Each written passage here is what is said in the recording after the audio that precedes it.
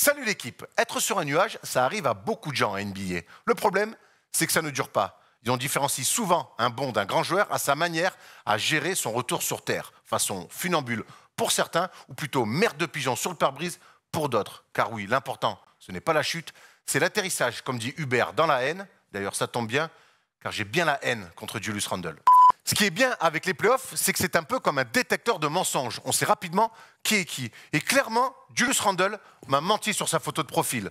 Pendant toute la saison régulière, j'ai eu l'impression de sextoter avec un mannequin de Victoria's Secret pour finalement, en playoff, prendre un verre avec Corinne Diacre. Non, vraiment, le plus dur pour moi dans ces playoffs, ce n'est pas les fans idiots, c'est le jump shoot de ce bon vieux Julius.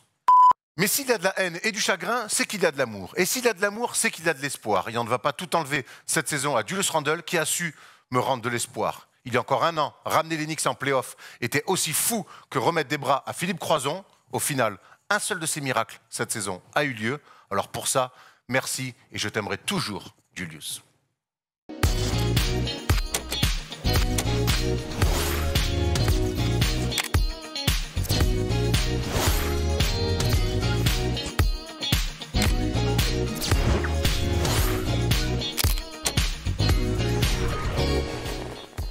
Salut l'équipe, on est jeudi et le jeudi c'est le first des shows et le jeudi c'est le jour aussi où je me fais chambrer par les fans des Hawks. Et ça pour le coup c'est très très dur à vivre, ça te fait rire. Mais heureusement pour vivre cette étape très difficile de ma vie, je me suis entouré de mes amis fidèles et toujours fidèles au poste, Thomas et Stephen. Comment ça va les amis? Salut mon petit Erwan, en pleine forme. Bonjour. Moi ben ouais, j'espère que t'es en pleine forme, on t'a pas vu depuis bien longtemps. Ouais, écoute, la paternité, un peu de Roland Garros, un peu d'Euroleague. Un peu d'Euroleague qui s'est terminé sur une note sympa pour nos Français. Et puis voilà, moi je suis très content jeudi. En plus il fait beau ici, c'est agréable d'être avec des collègues et des amis. D'ailleurs, t'as mis un t-shirt. Oui, j'ai mis un t-shirt de bonne aloi. T'as mis un de bonne aloi. Oui.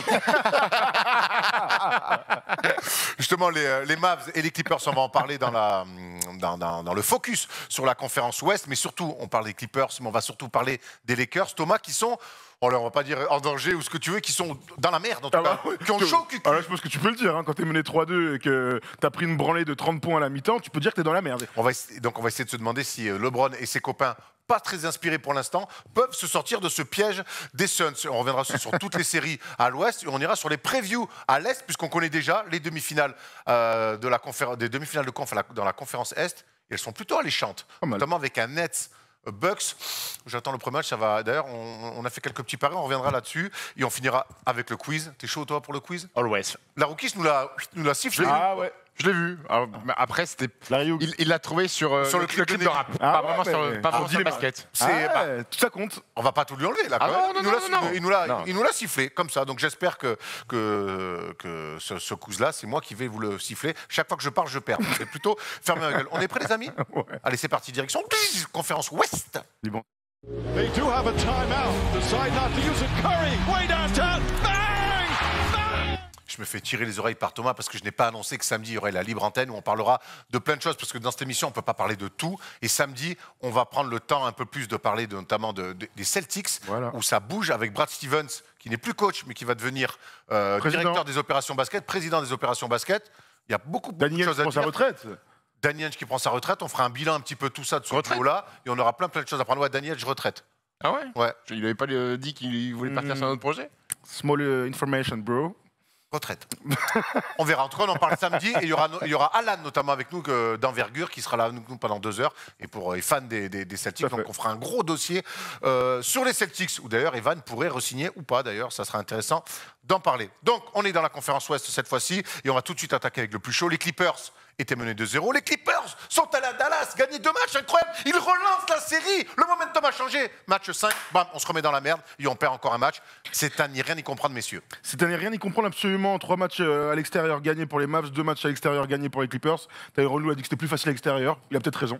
Avec le retour des fans. Hier soir, on a vu lors d'un match charnière, on sait combien les matchs impairs sont importants. Le match 5 est évidemment très très important. On a vu quelque chose que je n'imaginais pas, c'est-à-dire que les Clippers sont retournés dans leur travers, avec pourtant les changements de 5, Nico Batum est dans le 5 majeur maintenant, c'est-à-dire je vais dire de laisser jouer Luka. C'est très dur de dire ça, en tout cas de subir la magie totale de Luka, ce qui avait été le cas sur les 2 premiers matchs. Écoute, moi, sur le match dans la nuit de mercredi à jeudi, je trouve qu'il est différent des deux premiers matchs qui ont lieu à Los Angeles, parce que j'ai trouvé que les Clippers avaient essayé des choses sur Luka Doncic. Il y a quand même 8 défenseurs différents qui passent sur Doncic. Maintenant, est-ce qu'à un moment, on ne peut pas se dire que les attaquants sont meilleurs que tout ce que tu peux proposer défensivement? Ça a été le cas avec Steph Curry cette saison, c'est le cas avec Luka Doncic, c'est le cas avec Damian Lillard. Il faut parfois accepter d'être battu par un joueur hors norme, et ça a été le cas parce que les Clippers font pas un si mauvais match que ça. Bon. Non, Ils font pas un si mauvais match que ça. Ils prennent un petit éclat sur un tir de Porzingis à 3 points, ils passent à -10, ils reviennent dans la rencontre. Mais très sincèrement, je voyais pas Dallas capable de regagner une troisième fois. Je pensais que c'était terminé, je pensais que Luka était cramoisi. Blessé même. Blessé, cramé, Ouais, et que les soldats à côté, et que les soldats, Heureusement qu'il était cramé, quoi. et que les soldats à côté commençaient à baisser le pied en même temps, parce que si les mecs à côté sont bons, je pense que Luka donne le ton pour les mecs à côté, et je pensais que ça allait faire 4-2, très sincèrement. Même à 2-0, je les voyais se faire attraper. Ouais, t'étais pas en train de célébrer. C'est vrai Non, que j'étais pas en train de t'étais plutôt célébrer. digne à ce moment-là. Et C'est rare, hein. Ce qui est très rare. C'est ça que je dis. mais écoute, et pour moi, la série n'est pas finie.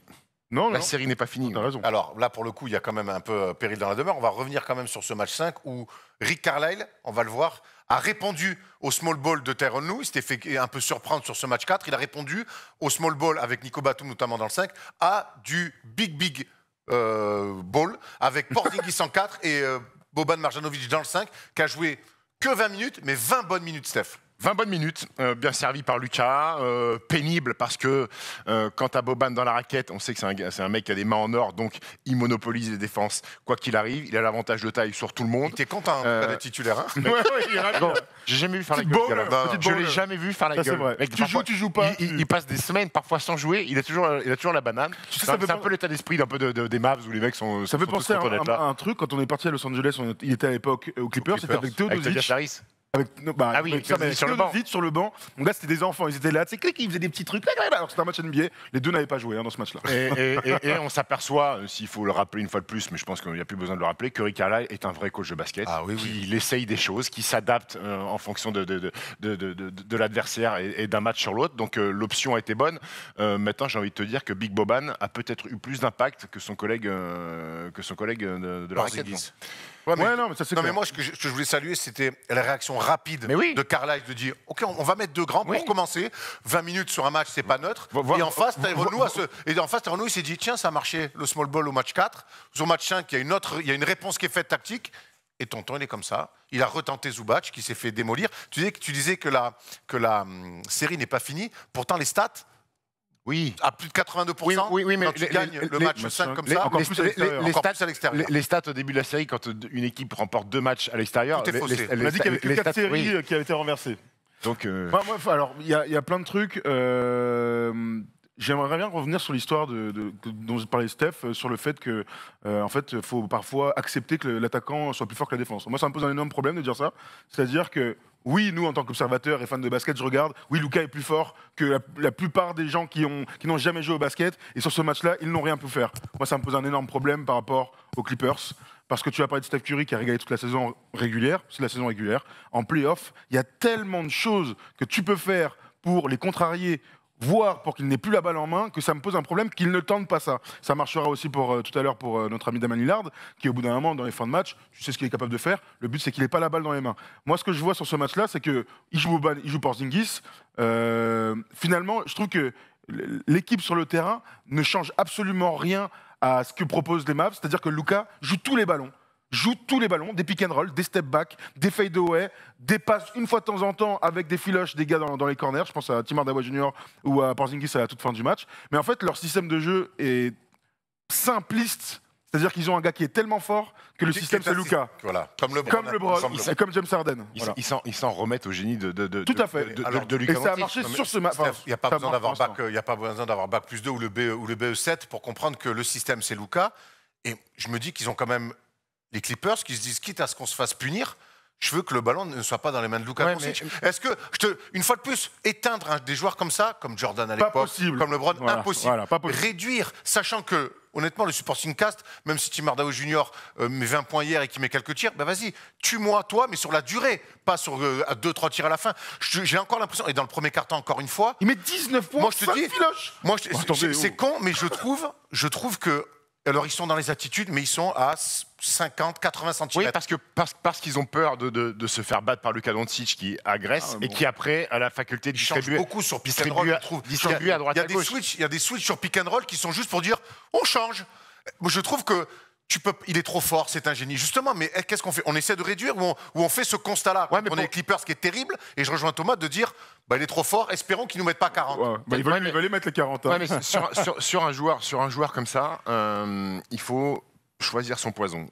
Luka Doncic, cette saison, a été peu performant sur le tir longue distance.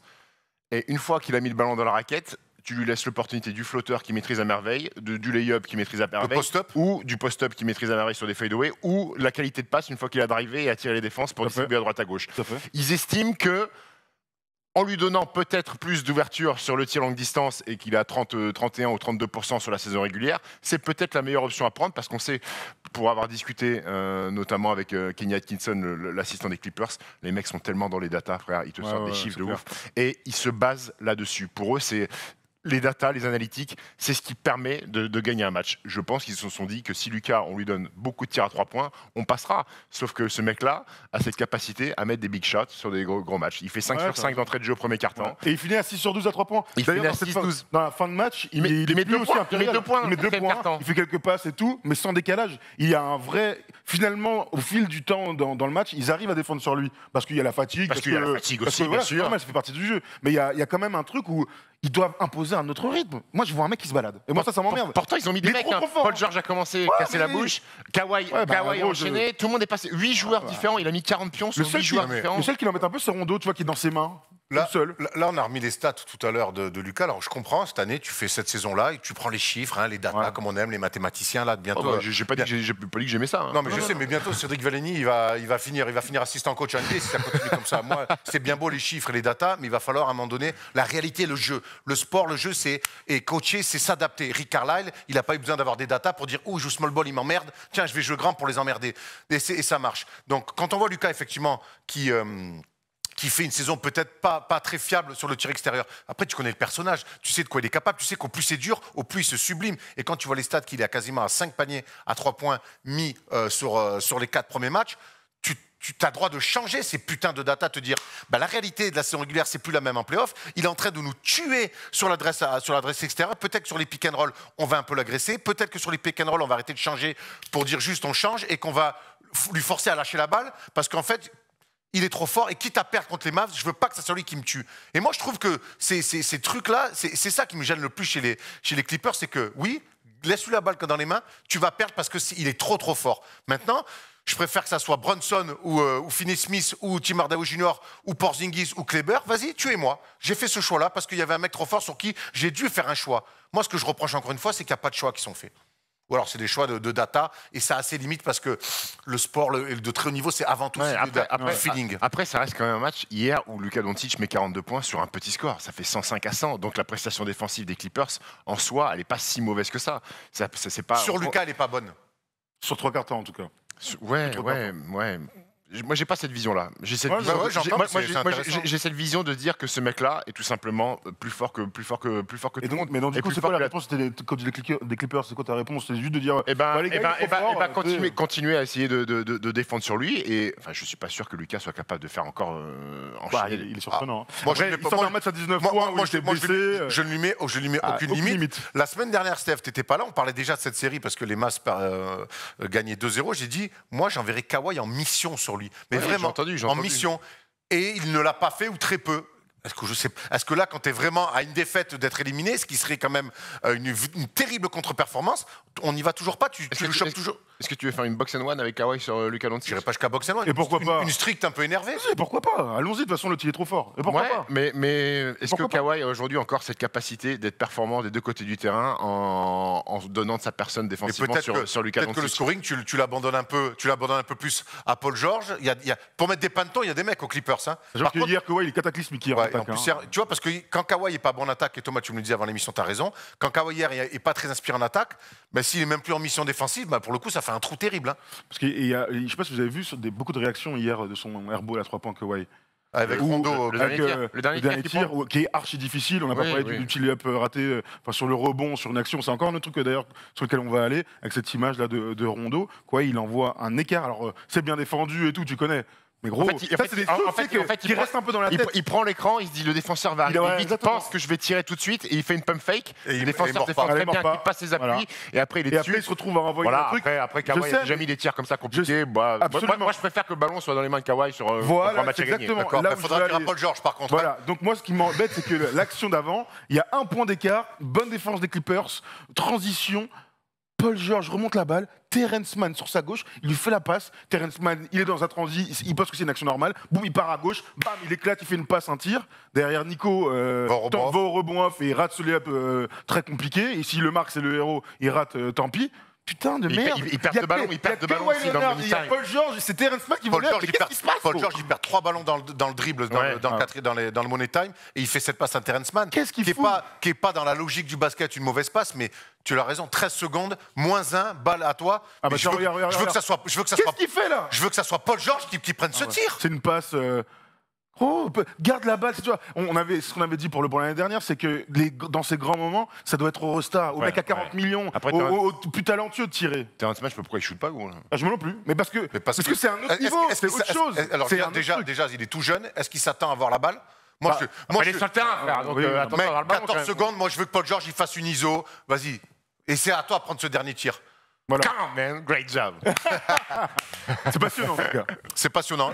La suite, la série, tu disais que toi, tu voyais quand même les Clippers passer encore? Je sens le Game 7. Moi aussi. Je sens le match 7 parce que je pense que les Clippers, c'est une équipe à réaction. Ils ont besoin parfois d'être... Et c'est triste parce que tu peux pas aller au bout comme ça en ayant cette philosophie-là. Ils ont besoin d'être dos au mur et d'avoir des petits piqueurs de rappel. Sur les Mavs, qui reste une équipe... Pas une énorme équipe de la conférence Ouest, ça peut encore passer une bonne équipe. Mais je ne suis pas sûr que pour la suite des événements, si jamais ils ont la chance d'arriver en demi, il faut qu'ils changent leur culture. Mais il faut qu'ils se fassent mal d'entrée de jeu. Ils peuvent pas peuvent pas être en réaction à chaque fois. Parce qu'au bout d'un moment, tu te fais attraper. Ça, c'est le lot c'est pas une très grande équipe. Toutes les entames de match, à part celle du match 4. Qu'est-ce qu'il a fait, Serge? Il a joué tantôt. Non, il est blessé au dos. Là, il est out du game. Ça leur fait mal. Mais ça marche pour Cousins. Cousins, ils l'ont signé, mais j'ai aucune info sur Cousins. Donc dites-nous dans les commentaires si vous savez s'il est blessé, out ou quoi. Qu'est-ce que je voulais dire? Moi j'ai peur. Moi, je pense que l'ajustement de Carlisle en jouant grand leur pose beaucoup de problèmes. Et je pense que je crains non, mais je pense que Doncic et les Mavs risquent de faire le taf au match 6. Tu penses qu'il y a 4-2, toi? Ouais. Moi, je dis match 7. Félicitations. Match 7 pour moi.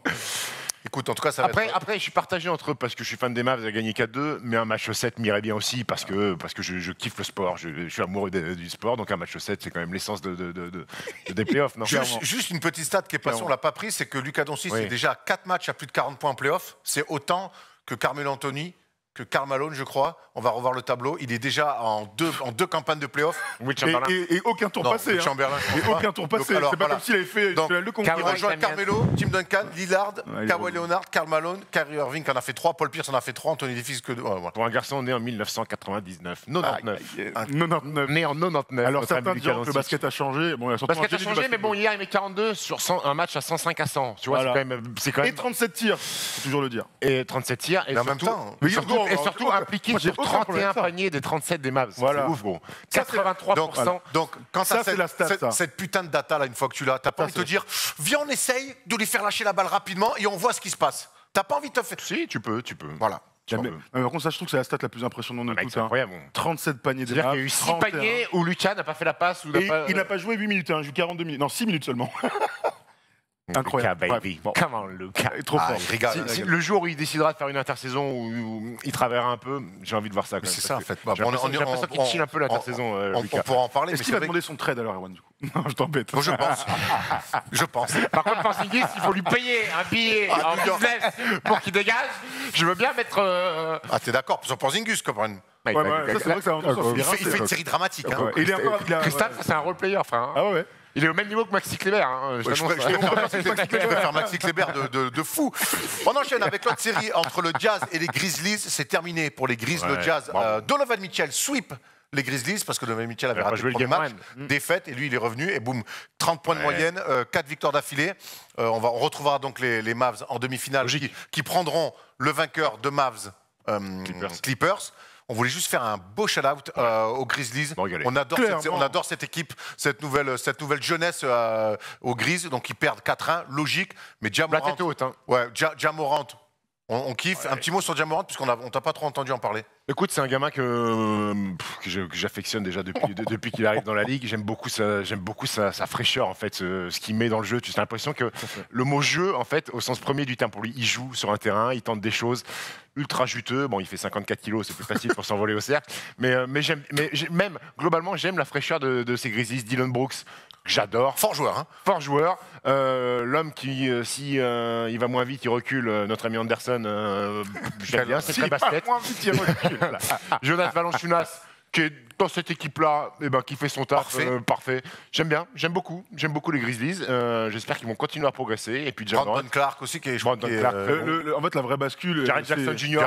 qui fait une série plutôt cohérente. Qui revient de blessure il n'y a pas longtemps, mais qui est amené à être le numéro 2-3. Bon, il y a Dylan Brooks qui tape. Mais Ja Morant est quand même un futur star de la ligue. Future très grande star de la ligue. Il n'est pas déjà même. Non, futur pour moi. Ok. Il a quelques. Non, mais c'est un vrai gars. En gros, il faut être All-Star. 25 ans d'âge moyen. Il régale Ja Morant. Bravo Memphis, ils sortent la tête haute. Ils n'ont jamais pris d'oubli. Ils n'ont jamais pris 25 ou 30 contre le Jazz. La logique est respectée. Utah. Et quand on voit les équipes qui mettent 10 ans à faire des transitions, le Jazz, par encore une fois leur manière de bien bosser, de bien drafter. Exactement, bravo Taylor Jenkins. Et en plus, non seulement ils sont très vite revenus sur la carte NBA en playoff et tout, et en plus, ils sont même devenus un peu sexy. Ce qui est quand même. Beau maillot, voilà. Bonne resta meneur. Parce qu'à l'époque, Conley, Gasol, Zibo, des fois, on se faisait un peu chier. Là, ils sont cool à Il y a des highlights, il y a les Thomas, ça joue bien. Et des tentatives de poster de temps en temps. Enfin, 3 fois par match avec lui. Un peu trop par moment, mais bravo en tout cas à Ja Morant et aux Grizzlies. On enchaîne avec l'une des séries les plus excitantes de ces playoffs. On rappelle que le Jazz affrontera quand même le vainqueur entre Clippers et Mavs. Pour ça, il faut écouter ce que dit Erwan, parce qu'il a dit il y a 1 minute 30. Écoute, il ne m'écoute plus. On rappellera que le vainqueur... Un petit mot sur le Jazz qui a fait le taf. Ils se sont fait attraper parce que les Grizzlies étaient dans la dynamique du play-in. Ils se sont fait attraper sur le match 1 sans Donovan Mitchell. La logique a été... respecté. Voilà, avec un bon Rudy. Avec un très bon Rudy. Dans un bon duel avec un bon Jordan, qui a été bon en sortie. D'ailleurs, un qui a été très bon aussi, qui a été même exceptionnel, c'est Damien Lillard. Et pourtant, il est quand même mené 3-2. Lillard exceptionnel, 55 pions, des paniers de l'au-delà. Et une défaite après 2 prolongations dans un duel de titans face à Nikola Jokic. Est-ce que ce match perdu des Blazers va pas leur coûter très très cher au final ? Non, je pense pas. Pour moi, c'est la série la plus intéressante. Hein. Je le disais sur les réseaux il y a quelques temps. Tant sur le kiff provoqué par les deux équipes, le jeu d'attaque, la conférence ouest qu'on aime, des belles couleurs, du rouge contre du bleu, parce que je pense évidemment au gris, de merde, toujours, côté Brooklyn. Il y a beaucoup de choses, ou Washington absolument, il y a beaucoup de choses à raconter, mais c'est vrai que l'effet visuel en fait, de ce match 5 fait partie des meilleurs matchs qu'on ait pu voir ces derniers temps. Alors on peut regretter beaucoup de choses, parce que Damien Lillard, en fait, sa performance est exceptionnelle, mais elle est hyper à relativiser, parce qu'en face, Jokic, c'est quand même un défenseur. Je pense vraiment qu'on nous met, on me met moi en tant que pivot défensif de Denver. Je fais pas pire que Nico Jokic. Maintenant, je vais pas descendre Damien Lillard qui a été extraordinaire, qui porte à bout de bras. C'est pas Jokic qui défend sur Lillard non plus. Bah, les pick and roll, gros. Sur les pics, il est quand même. T'as vu le nombre de lay-ups qu'il a mis, il est tout seul. Sur les pics, parfois Nicolas Jokic, il se panier préfère la remise en jeu. Il y a 55 points avant les 30. Il y a 45 points avant les 3 points. On va en parler, mais c'est vrai que le pic, genre, je suis à 2 mètres derrière alors qu'il est déjà à 8 paniers à 3 points, frère. Il faut faire quelque chose. Non, mais alors là, tu veux. Moi, je peux même battre ça. Moi, je te parle de pick and roll. Hop, il traverse. Le kit, il le voit passer. Les up. Voilà, bref. Mais c'est un match, c'est une série et un match où il y a beaucoup de choses à dire, avec beaucoup de mecs en devenir et des mecs qui nous déçoivent un peu. On en reviendra toujours au cas de CJ McCollum, parce que ce match-là, pour moi, ils le perdent malheureusement à cause de CJ McCollum qui passe à côté. Ok. Moi, ce match-là, pour moi, c'est Nurkic qui leur vend. Et je vais expliquer pourquoi tout à l'heure. Je veux qu'on reste quand même sur Damien Lillard. Performance, encore une fois, exceptionnelle de Damien Lillard. Et on va revenir un petit peu comme autour de Doncic. Ils sont surpris, ils découvrent les mecs, Damien Lillard. Non. Non, mais comment tu peux, quand tu es à -3, lui laisser 2 fois la balle pour qu'il t'amène en prolongation et en deuxième prolongation je comprends pas, Steph, en fait. Toi, qui as joué à très haut niveau, alors pas en NBA, mais comment c'est possible? Tu comprends pas. Tu sais, sur les fins de match, tu sais déjà que le ballon va arriver dans les mains du meilleur joueur adverse. Déjà. Et après, tu vis et tu meurs avec le talent de l'attaquant. Mais ça, je parle de l'attaquant, moi je parle du défenseur, toujours pareil. La défense, elle est pas si cata, mec. Mais si mais tu veux qu'il fasse quoi Mais d'autre? prise à 2, faute, lancer franc, t'es lancé. Ah, tu pars sur ce délire-là Non, mais de pas tu donner de fais tir à 3 quelque points. chose, tu fais quelque chose. Damien Lillard, quand il est comme ça et qu'il reste quelques secondes, en fait, t'as perdu. Et on l'a combien de fois? Ça fait au moins 5 fois qu'on le dit cette saison. Tu préfères, regarde, sur tous les mecs là sur le terrain là qu'on voit, Norman Powell, Carmelo, tu préfères que ça soit qui prenne le tir? N'importe qui sauf lui. Voilà, n'importe qui sauf Lillard. Et qui prend le tir? tes jeux, Et quoi. qui prend le tir? Lillard. Alors, Il est beau le tir. non, mais Ah, mais il est magnifique. Non, mais- C'est pas le pire. Attends, c'est pas celui-là. Non, le mais meilleur. on en est encore à se dire, ah ouais, il met des gros tirs, Lillard et tout. Je sais pas. Jokic, il fait son plus gros step-up de toute sa carrière. Là, Ouais, mais regarde, il est obligé de faire Et la balle. hop, Ça, c'est très dur. Ouais, là, je le fais pas. Là, C'est dur parce qu'il lâche la balle, Ah, Jokic ouais. dit je vais rentrer un petit peu là si j'avais jamais. pas Jokic, là, attends, là, c'est extraordinaire. Vas-y, on continue parce qu'ils sont quand même tous très très bien. Austin Regarde. Rivers, Celui-là, il prend un coup de physique, donc il est sur les appuis arrière, et l'autre il fait un step back, le temps de revenir. Mec, c'est. Je sais, Moi, qu'est-ce qu'il attends. faut dire? Il faut juste aller serrer la main. Non, Mec, arrête-toi avec si, ça, là. bah si, Arrête avec bah ça. si. Mais Mais- c'est quoi ce délire là Mais en fait- Merci, t'es le meilleur. Go, on est où, là Bravo. Mais arrête tes conneries là. Moi, ça, tu quand il fait un reverse, il fait un spin, il revient. Gros, Alors, tu as les. En c'est défense, toujours- tu as la clé. C'est toujours pareil, c'est pas moi qui fais ça à l'Obs Factory, tu me dis, putain, t'es dans un bon jour. C'est un mec qui fait Oh là ça là. quasiment chaque année. Maintenant, il met Est-ce que- moi, ce que je reproche, là où Incroyable, je m'interroge, c'est que je me dis, est-ce que finalement ces gars-là, le mieux, tu peux pas les arrêter en 1 contre 1. On est Doncic, là, tu ne peux, les bons soirs, c'est mort en 1 contre 1, t'es baisé. Est-ce que tu veux tout, sauf qu'ils aient la balle, donc fais-leur lâcher la balle. Ouais, mais Erwan, la logique de Tom, toi, tu veux dire que tu prends un mec qui défend sur un mec à l'opposé, il se dit, je m'en fous, il vient en sprint, Non, venir et doubler. Comme un. Donc ça veut dire que Damien Lillard, il va faire comme ça, Bah, tchac, arrête. et les joueurs qui est à côté de lui, Il y a c'est pas non plus, vous parlez de Philippe Croison dans l'édito, c'est pas Philippe Croison qui va tirer comme ça. C'est quand même des mecs qui sont capables de mettre des panneaux. Alors Philippe, on t'embrasse. Hein. Bravo en tout cas pour la traversée de la Manche. Mais quel rapport avec Mais non, mais c'est suicidaire d'aller trapper un mec comme Mais ça. c'est suicidaire de laisser Lillard faire ça Et là, et tirer. et là, pour le coup, C'est Steph, des faits qui donnent. et là, Tu pour veux des datas? C'est des datas. Et là, pour le coup, Steph, je suis assez d'accord, c'est que aujourd'hui, même si c'est des tirs énormes, on découvre plus ce joueur. Pour moi, laisser la balle à Doncic en 1 contre 1 ou laisser la balle à Lillard en 1 contre 1, c'est suicidaire. Les mecs vont te détruire. Mais toute l'histoire de la NBA a fait que les plus grands attaquants ont toujours mis des paniers pour la gagne. T'as jamais... Ça, c'est vrai. Jordan, on a essayé 50 trucs sur Jordan, ça n'a pas marché. Il y a eu sur le truc avec Paxson ou avec Oui, Piquet, à un moment bah donné, voilà, il y a eu prise- passe d'ess, au final ils se sont fait fourrer quand Bah, il arrive. Parce que mais les bonne joueurs notion. autour mettent des paniers. Bah, Alors, bravo. tu préfères Kobe faire- Bryant a mis combien de buzzer beaters sur les tirs compliqués? On a tenté des choses sur Kobe. Il faut accepter que ces mecs-là, ben, ils mettent bravo. On est, Trop fort, gros. Donc on est là, on regarde, on est dans le Non, mais- truc passager, on Non, est sur la mais- scène. non, Un non, passager accepte de te faire fournir par un mec qui est hors norme et qui est aussi Rivers, il s'en remet à Jésus, frère, quand il a vrai. loupé. Gros. Ouais, mais- Et pourtant, Il s'en remet à Dieu, mec. Et- et Remercie là. Ah, là-haut, ouais, là. et pourtant, il triche pas aussi de Ah non. Non, mais c'est intéressant ton point de Ouais, vue c'est parce que moi, je me régale devant ma télé. Vraiment, Ah je ouais, regarde ça, grave. je me dis, oh, c'est le meilleur sport du monde, c'est la meilleure ligue du monde, c'est fantastique. En plus, moi, vous connaissez mon amour pour Lillard, mais je me régale. Après, quand je prépare l'émission, où j'essaie d'aller chercher un petit peu des angles un peu farfelus, je me dis, est-ce qu'on peut faire différemment? Oui, Et tu sais, les situations de jeu sur le terrain, quand ça va super vite. Ah mec. oui, je Ça sais. va super vite. Oui, mais tout se prépare. Tu as raison, mais tout se prépare. C'est pour ça qu'en NBA, il y a 14 temps morts, gros. C'est pour ça que tu as 3 jours pour préparer un match. Je suis désolé, moi je suis coach là, côté Denver. Il y a l'entraînement la veille. Fait bon, bah du coup, s'il y a -3 ou égalité, voilà ce qu'on peut faire. Je sais pas, ça se prépare. Oui, hein. mais après, dans ces cas-là, c'est qui le bout du banc, le mec du bout du banc des Nuggets qui joue jamais? Pas, eh ben, dans ce Ils cas- ont fait rentrer un petit Hayward, là, qui a mis deux Voilà. filoges. Un mec qui joue jamais. Si on va dans ces extrêmes-là, tu fais rentrer, il arrive, hop, patate, pleine bouche, fameux non, mâchoire non, de Lillard, et ben il joue plus. Bah oui, mais si. Allez, merci, c'était une bonne Allez. émission. Bon, allez. On enchaîne, on va aller sur Denver un petit peu parce qu'en face, à la- Mec, ça fait partie d'une solution, gros. parce qu'à la Le mec, il on- a eu 50 000 parce qu'il est Bah, il est arrête, suspendu. Il est suspendu 1 an. Oui, tu l'agresses dans la rue aussi. Qu'est-ce que c'est quoi ça? N'importe quoi. Si t'arrives. Tu lui là. coupes les freins de la voiture. Très mauvais film sur M6.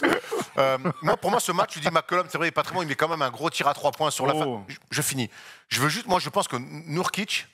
Je crois que Ah c'était oui. alors c'était les minutes en haut, mais c'est les Ouais. points en fait. Alors, Nurkic dis-moi pourquoi c'est quoi cette Nurkic théorie est dramatique dans sa gestion des fautes. C'est le seul qui peut amener un peu un combat physique qui est un défenseur sur Jokic. Il souffre, mais il arrive un peu à le gêner. Sa gestion des fautes, il prend 3 fautes offensives, qu'à un moment donné, il a 4 fautes, il va faire faute offensive, derrière, il monte au compte sur Gordon Hayward, va t'asseoir. Gordon Hayward Sur Michael Porter Marcus Howard non, le Gordon, Aaron Gordon. Ah ouais, oh la vache. Excuse-moi. Oui. Sur Aaron Gordon. T'as 4 fautes et tu fais 2 fautes sur une faute d'attaque, une faute défensive. En 10 secondes, tu flingues ton équipe. Du coup, c'est Beber Covington qui est obligé de s'y coller ou Enes Kanter. Oui, mais après, tu peux pas reprocher à un mec aussi d'être sur des situations défensives. Tu vas pas, Si. tu vas pas accepter. Quand tu fais faute offensive, c'est ta 5e. ça, c'est vrai, Le t'as match, raison. il est serré.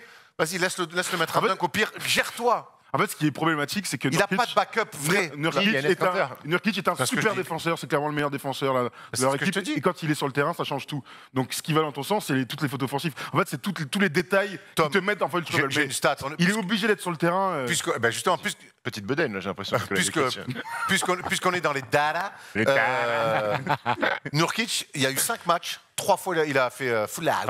Fall out. Mais parce que Jokic, parce voilà. qu'il défend sur Nikola Jokic et qu'il est, il est ciblé. Donc, oui, mais Il est moi, relou, quand Jokic, je vois ce match 5, tu peux prendre 6 fautes et parce que. Mais Tu vas pas fall out, tu défends sur mec, George Young, hein. sur 6 fautes, quand tu es le meilleur défenseur de ton équipe, sur le meilleur joueur d'en face, tu peux pas faire 2-3 fautes offensives par match. Mais les fautes offensives, ça va dans ton sens. Mais défendre sur Jokic, c'est faire des fautes.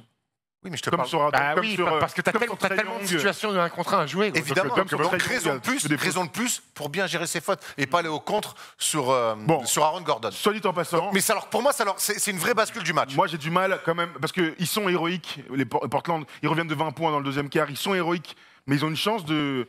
Ils ont 2 chances de gagner, on va dire, avec les prolongations. Et tu peux dire, Nurkic, t'as raison. Moi, pourquoi McCollum, malheureusement McCollum, il met 25, il gagne, les mecs. Et il met 20 avec un pourcentage calamiteux. Très frustré, McCollum, on a eu Mais des déclats d'ailleurs. il peut franchement être frustré parce que Lillard, il met 50 shots, il est fantastique, mais derrière, il n'y a personne pour prendre le relais. Et ça, Et pour répondre à C'est une honte qu'on ait gâché l'une Ouais. des plus grandes performances de Et il a l'histoire. raison, il a raison. et pour répondre à ta question qui était en préambule, est-ce qu'ils n'ont pas loupé le coche? Est-ce que ça va les impacter? Match 7. J'ai l'impression que ce match-là peut laisser des traces. J'ai l'impression que Damian Lillard a laissé sa vie sur le terrain et qu'il y a aussi, alors ces mecs-là sont des mutants, je sais pas comment ils font pour jouer à 48 heures d'intervalle à ce niveau-là. Bravo, chapeau bas. Petit picouz. L'habitude. Non, mais ils ont l'habitude. Ils ont l'habitude, mais peut-être qu'il y a un petit. Putain, gros, j'ai mis 55 pions, gros, j'ai mis 12 tirs à 3 points, on n'a pas gagné. Mais je trouve Il que faut moi, repartir au mais turbin je pour trouve décrocher un que match Lillard, 7. justement, il est au-dessus de ça. Lui, il est 55. Tu vois, même dans son attitude, quand il démarque les 55, le seul truc qu'il regarde, c'est le panneau d'affichage pour dire putain, combien de temps il reste, on va gagner, on mène d'un point, on mène de 3. On est moins 3. Je pense qu'il est tellement bien dans son basket que. C'est un match inédit. Ouais. Et tu perds. Est-ce qu'il faut qu'il fasse quoi pour gagner? sais pas. C'est pas Après, lui, c'est aux autres, ouais, après, c'est en aux autres face, à faire. hein. Tout à fait. Après, Covington est bon. Melo a un passage plutôt pas mal. C'est un énorme match parce qu'en face Norman aussi. Powell m'a dit pas- non, mets-toi Ouais, sur la baseline. Parce que Portland, c'est un énorme match, mais c'est Denver qui va se le gagner. Et honnêtement, Jokic Ils l'ont est- gagné 3 fois ce est match. extraordinaire. Ils l'ont gagné 3 fois. Et Montemoris. Montemoris. Il rate des trucs à la fin, mais il met aussi des gros tirs clutch. hein. Mais combien 28, non? Sorti de Ouais, là. 28. Montemoris est exceptionnel aussi pour essayer de pallier Et l'absence Facundo, de alors. Jamal. Mais Facundo, il fait son taf. Facundo, j'aime bien parce qu'il. À qui c'est embrouillé avec sais pas, s'embrouille Avec qui il a parlé Norman Powell. Norman Powell. Norman Ça, Powell. tu connais. Il fait 2 fautes coup sur coup et Norman Powell il rigole en disant avec midget là, qu'est-ce que tu veux Ouais, avec ouais. une petite puce argentine là, Ils ont envoyé des cabrones à tout va. Et Michael Porter Jr., encore une fois, t'as régalé. Hein.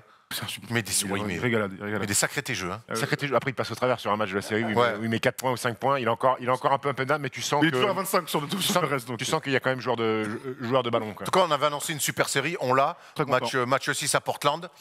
C'est vrai que là, j'ai envie de voir un match 7 à Denver. Ah oui, on a envie. Et match 7 avec Jokic d'un Lillard. côté, Lillard de l'autre. Ça me fait penser d'ailleurs, ça fait partie des très bonnes séries de ces dernières années. Hein.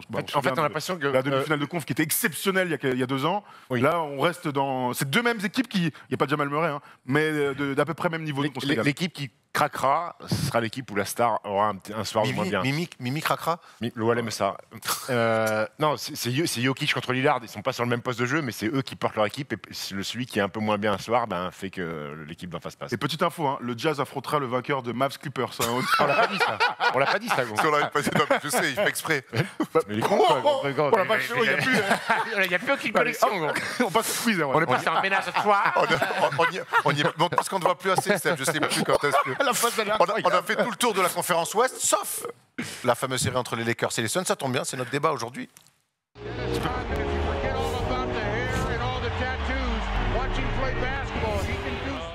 Les flammes de l'enfer sont en train de brûler le short des Lakers, mené 3-2. Anthony Davis blessé au match 5. Les Lakers ont-ils, on va commencer avec ça Tom, ont-ils fait leur pire match de l'histoire des playoffs.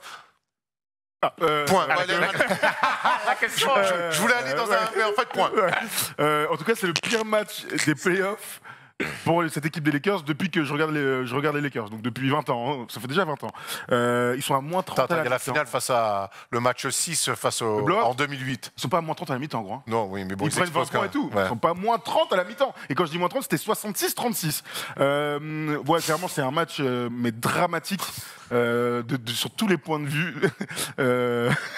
À la fois, LeBron n'a pas été le leader tel qu'on le connaît. Il a raté beaucoup de choses. Il est vachement contrarié. Quand je dis contrarié, c'est sur des lay-ups, sur des trucs dont on a l'habitude de le voir deviner. Il se prend des contres, des trucs et tout. Peut-être. Qu'est-ce qu'il y a? Vous êtes en train de vieillir, c'est ça? Fini. Très bien. Donc, moi, je vois trois trucs. C'est que LeBron, et pourtant, dans la deuxième mi-temps, eh ben, tu sens à l'orgueil, il met des jeux et tout, mais il n'arrive plus à. En tout cas, sur ce match-là, il n'arrive pas à peser comme il aurait cette dû. série. Et l'autre chose, c'est que quand LeBron n'est pas aussi impérial que d'habitude et quand autour de lui, il n'y a pas un gonze qui est capable de mettre un jeu, bah oui, en fait, ça te tue absolument toute forme de jeu offensif. Je ne parlerai pas de la défense, parce que de toute façon, ils se sont fait démonter. Hein. Mais quand tu mets pas un tir, en général, c'est dur d'être impérial en défense. On n'a pas l'impression, enfin j'ai l'impression qu'on découvre cette équipe des Lakers alors que ça fait un paquet de temps sur les émissions du First Day Show, qu'on critique ce qu'il y a dans cette équipe. Dès le début de saison, on avait dit attention, je suis pas sûr que cette équipe se soit renforcée par rapport à la saison dernière, et on en a la preuve actuellement. Pour revenir sur LeBron, je suis pas sûr que LeBron soit aujourd'hui à 100% de ses capacités physiques. Je Clairement, pense qu'il est raison. diminué et je pense qu'il ne peut plus, en l'état actuel des choses, faire un match à 35, 12 et 10. Il l'a pas fait. Il l'a pas fait encore depuis le début de la série parce que il n'est pas en forme physiquement, parce que je pense qu'il est encore chagriné par sa cheville, tout simplement. Et le supporting cast est catastrophique, mais comme il a été toute la saison. Alors oui, il y a eu des flashs de Dennis Schroeder, oui, il y a eu Kyle Kuzma a fait quelques bons matchs, mais c'est trop sporadique en fait. Le 0 de Dennis Schroeder à 0 sur 9. Alors oui, ça a été le joueur le plus brillant sur le match d'avant où il gagne. Match 3, ouais. Sur le match Oui, 3. mais ça marche pas comme ça. Mais tu peux pas te rattacher à j'ai fait un bon match. Tu peux pas. Gros, Ça marche pas comme un ça. minimum de régularité, frère. Tu peux pas. Quand t'es meneur titulaire Attends. et t'es deuxième option en l'état, Frère, faire 0 points, Gremlins. c'est te mettre une balle dans la tête. Voilà, Voilà. C'est ça. Harakiri. Harakiri, Anthony complet. Davis n'est pas là parce qu'Anthony Davis était, je pense, sur cette série vraisemblablement dominant, le meilleur joueur des Lakers, et LeBron ne peut plus aller si haut comme il le faisait par le passé. Alors j'espère que c'est passager, parce que je veux jamais remettre en doute la bête. Tant voilà. qu'il est Tant pas qu'il est éliminé. encore là. Il y a au moins deux matchs. Mais moi j'ai des inquiétudes. J'ai des inquiétudes pour le présent et son état de forme. On parle de LeBron, donc, qui est peut-être pas à 100%, qui n'arrive pas à peser comme on a l'habitude de le voir depuis 20 ans. C'est clair. Il n'empêche, j'ai l'impression quand même que les Suns, ils ont un plan défensif plutôt intéressant. Ça referme terriblement la raquette. On lui laisse très peu d'espace. Oui. Après, on sait que les Lakers, ils sont pas dans un passing game qui crée des décalages. Et du coup, pas mal de crédit aussi à sa défense des Lakers, des Suns qui en plus profitent avec des chèvres qui sont autour de LeBron. C'est sûr, on va appeler ça comme ça. Mais là où je te rejoins, c'est que. C'est l'équipe de GOAT pour Ah ouais, pour le coup, là. Des vrais goats. Mais c'est vrai que, tu vois, on parlait tout à l'heure de Luka. Luka, tu mets 4 shooters autour fiables, ça fonctionne. LeBron, toute sa carrière, on l'a vu, tu mets 4 shooters fiables, ça marche. Aujourd'hui, t'es avec. Là, aujourd'hui, là, tu parles de GOAT, c'est vraiment des chèvres. Là, super tableau, allons-y, les lieutenants. Fait une belle série, Caldwell Pope. Caldwell Pope, il a été extraordinaire dans la bulle, mais vraiment fantastique. Autant mettre Olivia Pope. Hein, ça va, ça. Il n'y a pas photo. Le seul qui se démène un peu, c'est Alex Caruso, on pourrait y revenir. C'est Caldwell Pope, en fait. Kyle Kuzma est honteux. Ben McLemore est venu pour mettre des tirs. Il a 33%. Et il est meilleur sur le rap. Schroeder, catastrophe. Wes Matthews, ils ratent tous des tirs ouverts, mais des tirs ouverts des bons tirs, quoi. T'es là, Henry, tu rates. Est-ce que c'est pas quelque part un petit peu aussi les résultats d'une saison régulière entre blessures et mauvais calculs? Pas d'osmose, voilà. pas d'alchimie dans cette équipe-là. On l'a déjà dit plein de fois, c'est très dur. Pas de repères. C'est très dur quand tu as très peu de repères en saison régulière de te réinventer en play-off, surtout face à une équipe qui, elle, pour le coup, est carrée. Ah oui. Pour le coup, ça roule. Chris Paul. C'est une des rares équipes où toute la saison, ils ont joué avec le même effectif. En fait. Et puis surtout, ils ont un énorme problème en l'absence d'Anthony Davis qu'il faut régler, c'est DeAndre Ayton qui est en train de leur marcher dessus. C'est dingue. Bahamas, oui, c'est ça. Bravo, mon grand. Qu'est-ce qu'il faut à ces Lakers pour espérer accrocher même un match 7? On va aller là-dessus déjà. Déjà, c'est vrai qu'on en a beaucoup parlé avec Thomas la semaine dernière. La possibilité d'absence ou de ne pas être à 100% de Chris Paul change pas mal de choses. Et au-delà de l'attaque, parce qu'il n'est pas hyper fort en attaque Chris Paul, c'est Devin Booker qui décante beaucoup de choses. Mais défensivement, sa présence, ça change tout. C'est-à-dire que, et on en parlait, mais Chris Paul sur le terrain, c'est-à-dire que Dennis Schroeder est contrarié offensivement. Quand il n'avait pas été là, le match 3, enfin, ou quand il met 24, c'est parce que c'est Cameron Payne. Cameron Payne qui est très bon par Cameron Payne qui fait Donc, la tête de souris. il est magnifique. Il est magnifique. No pain, no gain. Il y régale. Donc qu'est-ce qu'il faut à ces Lakers? Bon, déjà, arrêter de faire des entames catastrophiques, prendre des écarts. Dans le premier quart, tu mets pas deux bastos ils dans prennent le jeu au bout de 5 un minutes. 16-2 dans le premier quart, ils prennent un 21-0 dans le deuxième quart. Oui, bah effectivement, là, quoi qu'il arrive, tu peux pas imaginer gagner un match de basket de ce niveau-là si tu fais de ce type de match-là. C'est difficile de savoir parce qu'il y a un côté, c'est à l'orgueil qu'il faut y aller. J'ai vu, comment s'appelle, Dennis Schroeder qui disait ce match, on va pas le revoir en vidéo parce qu'il n'existe pas, c'est pas nous. Si. À côté de ça, il faut dire non, regardez-le. Moi, je te dis, regarde-le en entier voilà. et reviens avec le dallon. Il y a évidemment un côté tactique, mais là, je pense que ça se passe surtout dans la tête. Alors, et puis j'ai vu Anthony Davis un temps mort mettre une chasse, essayer de remotiver les mecs. Et il y a quelque chose qui m'a choqué, c'est que LeBron se barre à 5 minutes de la fin. Il paraît qu'il était blessé, il y avait un truc comme ça. Non, mais ça, je peux pas le savoir, mec. Quel signal tu renvoies à tes coéquipiers? Certes, ils n'ont pas été bons. Ça veut dire que tu dis, bah, vous avez été des merdes. Peut-être que c'est pour lui aussi. Le mec se barre, il reste 5 minutes. 5 minutes, tu vas au vestiaire. Bah, je trouve ça honteux. Il avait une blessure. C'est l'excuse. T'imagines, t'as le malheur de faire un run et tu reviens à -8, il reste 2 minutes 30. L'autre, il est en train de faire l'hélico avec la mousse, c'est Taï qui douche, il est comme ça. On a -8, mec, oh putain. Mais tu vois ce que je veux dire? C'est un drôle de signal. C'est un drôle de signal. La dernière fois que je l'ai vu dans un vestiaire comme ça passer, c'était en 2010 et il est parti à Miami derrière. D'où peut venir la lumière des Lakers? Tout peut venir à la lumière. Moi, je pense que d'un retour d'Anthony Davis. Un retour d'Anthony Davis, évidemment.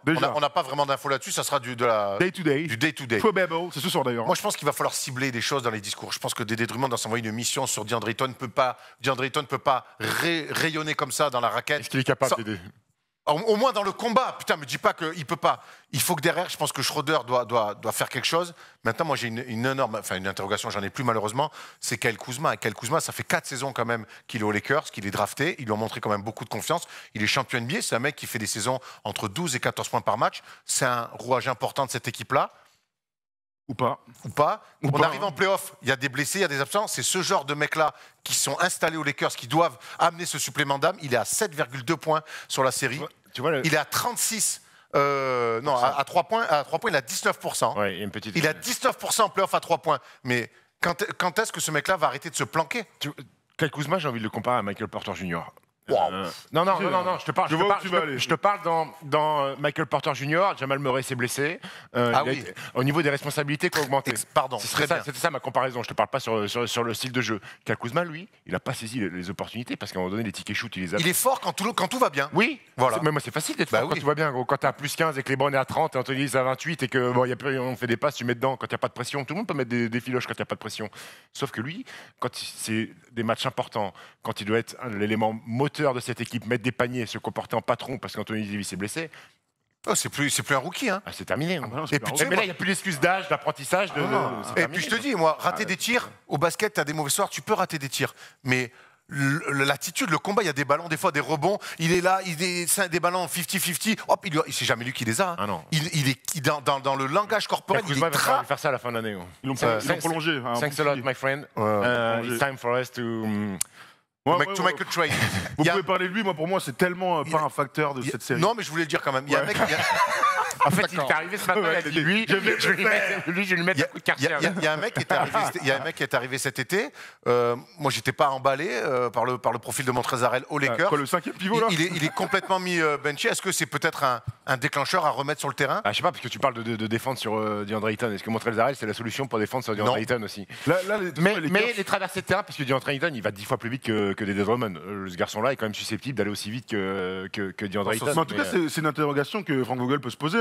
Quand même, il est parti avec Drummond titulaire, Davis poste 4, Marc Gasol est revenu dans la rotation et lui il jouait même à 3 pivots parfois et finissait avec Anthony Davis. Ça fait beaucoup quand même de rotation sur un poste. Montrezl aujourd'hui, c'est un moins de 21. Il rentre en fin de match là, dans le garbage. Il est même plus dans la rotation. Il doit être très frustré quand même. Mais c'est un autre débat. Je connais quelqu'un qui le connaît un peu. Il est vraiment, vraiment pas content. Ah oui. Il a un seum Je vois de de qui on l'espace. parle. Mais il peut, après, bon. Le problème, c'est que le match-up est tellement défavorable. DeAndre Ayton, qui est grand et qui s'impose par sa taille, peut-être que tu peux l'envoyer. J'ai du mal à imaginer Frank Vogel faire un choix tactique comme ça, en changeant... sa rotation. Moi non plus, maintenant je pose des questions, parce Ouais, qu'on a, t'as raison. parce qu'on a l'impression que ces Lakers-là sont démunis, et que, comme le dit Steph, on a l'impression que LeBron, on va surtout pas l'enterrer, Non, parce non, que non. on n'entend LeBron pas le face king à comme ça. l'élimination Mais générale, est-ce qu'il est capable de mettre 40, de faire match à 40, Je sais 12, pas, 12-8 je suis pas sûr qu'aujourd'hui il soit capable de le faire. avec les Suns qui ont clairement fait le choix de on te donnera pas un lay-up, tonton. Il va falloir que ça se passe derrière la ligne. Hein. Et puis je suis pas sûr qu'il soit capable de le faire aujourd'hui. Et puis il y a une autre problématique, c'est que Caruso, je suis pas fan, mais qui Mais qui se planque pas. Genre, on parlait de Kuzma, qui met il se sa vie planque sur le pas. terrain. Non, mais laisse-moi finir. Qui met sa vie sur le terrain. Et que Pas j'ai que, pas pas grand chose. J'ai pas grand chose à lui reprocher. Sauf que des Caldwell Pope, des Caruso, voire des Wes Matthews, ne peuvent pas défendre sur Devin Booker. Et c'est une problématique aussi. Comment c'est possible ça? On peut pas. C'est pourtant des profils. Parce des- que Caruso, en tout cas. Les autres, Devin Booker déjà a un avantage de taille quand il est défendu par Caruso. Et que Devin Booker est un joueur pénible parce que certes il a le tir à 3 points, il a le mid-range aussi, il a des cœurs sur les trucs où il met le ballon par terre, il est pénible à défendre et surtout il est un peu plus grand que Caruso. Puis il se lâche aussi, hein, il est capable. Oui. Et En donc c'est une vraie problématique sur les défenseurs On a extérieurs. l'impression que c'est ses 8e playoffs à Il y a- Devin Booker. Et c'est très bien que tu ailles par là parce qu'en fait, après le match 3, on avait la sensation que le momentum avait complètement. C'était inversé et on imaginait les Lakers gagner le match 4 à domicile et arriver fort à Phoenix. Et en fait, moi, j'ai été impressionné par la sérénité collective des Suns sur le match 4. Ils ont fait un match de daron avec tous les bons ingrédients. Forte défense, ne jamais flancher quand il y a un push des Lakers sur la fin de match, et de l'adresse. Et je trouve que l'adresse dans ce match-là, dans cette série-là, je pense à Michael Bridges, je pense à Jay Crowder qui était dans un trou, qui remet des tirs. J'ai Crowder, mec, L'adresse, tu vas à la guerre tous Devin les jours Booker, avec lui. absolument. Devin Booker aussi, bien sûr. En fait, tu te retrouves que Cameron Payne. es dans une Cameron Payne qui est fantastique. Tu te retrouves dans une situation où l'équipe de papa la semaine dernière c'était les Lakers. Là maintenant c'est celle des Suns. C'est vrai. C'est-à-dire que tous les signaux sont ouverts. Super défense. Dans les grands moments, tu trouves de l'adresse. Michael Bridges, il met des TGE, il est relâché. En Ils sont collectivement- plus de son taf sur LeBron. Hein. En plus de son taf sur LeBron, et on met aussi Torrey Craig dans le taf sur LeBron. Et donc du coup, en fait, dans l'impression visuelle des Suns, bah ouais, on peut être sont sereins, impressionné. mec. Ils sont sereins. très sereins. Près du texte, Ouais, absolument. respecte à merveille les consignes, le plan de jeu est exécuté à Tout à fait. merveille. Vous vous souvenez ce qu'on disait? Et On il y a disait- une vraie osmose, le mec qui se prend la passe, ils ont Ah, confiance. ils sont contents. Tu sais, il n'y a rien de mieux quand tu sais que le mec qui te fait la passe, il te fait la passe en disant toi je sais mon gars que tu vas filoucher. C'est tellement bon d'avoir le Ah ballon ouais. et c'est ce qui se passe un peu à Phoenix. Vous vous souvenez qu'on disait, on avait kiffé Phoenix en saison régulière, on disait, bon, ils vont être rattrapés un peu par leur expérience en playoff. Et en fait, pas du tout. Bon, alors certes, Chris Paul aide énormément, Monty Williams a parfaitement préparé les choses, mais tous les jeunes là, Bridges, Booker, Ayton qui découvrent les playoffs, Cam Johnson. Cam Johnson, mec, eux, les playoffs, on les découvre, il n'y a aucun problème, tonton. Hein. Ah ça c'est clair. Avec le retour du public et tout, le fait que ce soit un faux 7e, c'est les Lakers. On avait oublié que le public des Suns, c'était un public très très chaud. Ouais, bah ça faisait 10 ans qu'on les avait pas vus en playoff, c'est pour ça. Mais ouais, je pense qu'on peut donner beaucoup de crédit. Taper LeBron de 30 points sur un match 5, putain, ils sont pas beaucoup dans l'histoire à avoir fait ça. Hein. Faut-il être inquiet pour les Lakers? Bah oui. Ah bah là, Moi, c'était- bah oui, là, faut celui-là, t'inquiéter, oui. si on l'est pas, on l'est plus. J'espère qu'eux, ils ont un sentiment d'urgence. Parce que je ne l'ai pas senti au match 5. C'est aussi important. Dans les matchs de play-off, Oui. sentiment d'urgence, parfois, Ils ont pas c'est mis- pas à bon escient. Tu vas pas dans. Tu vois, tu tires 3 à 3 points. D'ailleurs, les Lakers, dans la deuxième mi-temps, ils ont voulu revenir par quoi? Du tir à 3 points. C'est pas comme ça qu'on revient dans un match de basket. C'est le fameux action par action, fais des stops, va sur la ligne des lancers francs, et puis tu vas grappiller. Eux, ils sont arrivés, ils ont voulu filer. Et dans ce jeu-là, c'est rare que tu arrives à revenir dans le match. Donc voilà, on est quand même en présence d'une différence de vibe entre les deux équipes qui est assez folle. Je te disais avant l'émission, je me projette un tout petit peu. Si, un grand si, les Lakers et les Clippers se font sortir au premier tour, Adam Silver, pas content. on a l'impression quand même que c'est grave ouvert. Moi, je disais à Thomas, si les Pour la deux fait- équipes, pour la si fait les aussi. deux équipes Non, des non, Lakers sont sorties au premier tour, je vois une équipe de l'Est championne. Ça se tient. Milwaukee au Brooklyn, au Philly? Tu Quelle que soit l'équipe. vois pas les Mavs? Non. Lucas, il est champion cette année-là. Voilà, donnez-lui une statue. Hein. Et pourquoi pas le Jazz aussi? On peut le donner un peu de crédit. Moi, je leur donne énormément Ouais. de crédit. Je te donne juste un avis. Je rejoins Bref, Erwan. on n'en est pas encore là. Non. Pour ça, les Clippers et les Lakers ne sont pas encore éliminés, mais les deux ont très très chaud aux fesses. On va voir ce qui va se passer dans les matchs 6 et on reviendra évidemment là-dessus dans la radio libre samedi à 22h30 ou 20h30. On ne sait pas encore, on vous tiendra au courant. Justement, on parlait que le champion pourrait venir de l'Est si les deux équipes de Los Angeles étaient sorties. Ça tombe bien, on va faire le focus des previews de la conférence Est parce qu'on connaît déjà les demi-finales de conf et ça sera sans les Knicks. They do have a timeout. Decide not to use it. Curry, way downtown. Bang! Bang! Mon petit Steph, est-ce que tu es excité par ce Nets-Bucks? C'est pas ce qu'on attend depuis des mois. J'étais excité déjà avant même que les playoffs commencent, en priant qu'il n'y ait pas d'accident, parce que je voulais voir cette confrontation. C'est la série la plus excitante, premier tour confondu, parce que c'est le duel des titans en fait. C'est Giannis Antetokounmpo, Jrue Holiday versus Chris Middleton versus lead à 3 têtes, Harden, Durant, Kyrie Irving. J'ai envie de voir ça. J'ai envie de voir si Milwaukee a cette capacité de contenir les 3 gars loustiques qui mettent 100 points à 3. Alors, c'est aussi la meilleure attaque des playoffs face à la meilleure défense des playoffs. Ça ne veut pas dire grand-chose au sortir du premier tour, mais quand même, ça montre un petit peu 2 philosophies complètement différentes. Moi, tu l'as dit que c'est 3 joueurs face à 3 joueurs. Moi, je pense que c'est surtout 3 joueurs qui cassent tous les codes collectifs du basket. Et pour le coup, un collectif qui, pour moi, est bien plus huilé, que ce soit défensivement ou offensivement ou défensivement. Comment, Tom, tu te projettes sur cette série-là? Je me projette différemment que sur la tête que j'ai sur ce prono-là. Merci Thomas de m'avoir rendu hommage. Aaron, il est beau gosse, Steph est sérieux, et moi j'ai cette tête-là, merci. Comment je me projette? Il y a beaucoup de choses à dire, parce que tactiquement, ça va être très intéressant. Tu as dit dans le duel de style, on a vu aussi des matchs les uns contre les autres. Hein. Le dimanche soir, là, il y en a eu 2 de suite en 3 jours, avec KD et Giannis qui avaient été fantastiques l'un contre l'autre. Harden n'était pas là, donc c'est important dans la lecture des matchs de l'époque. Oui. Ce que je vois, et j'aime bien l'idée du collectif, malgré la perte de DiVincenzo, qui est une vraie perte importante quand tu perds un mec de ton 5, forcément c'est préjudiciable. J'ai envie de voir combien les Bucks ont évolué, combien ils ont progressé ces dernières années. Parce qu'on a senti vraiment une progression sur ce premier tour dans ce qui était proposé, évidemment l'apport de Jrue Holiday. Maintenant, il va falloir montrer cette progression face à une top équipe qui est parfaite pour se faire défoncer avec les qualités qu'ont les Bucks. Vous voyez ce que je veux dire? C'est-à-dire que Miami, l'année dernière, était parfait pour sortir Milwaukee. Ils les ont sortis sales.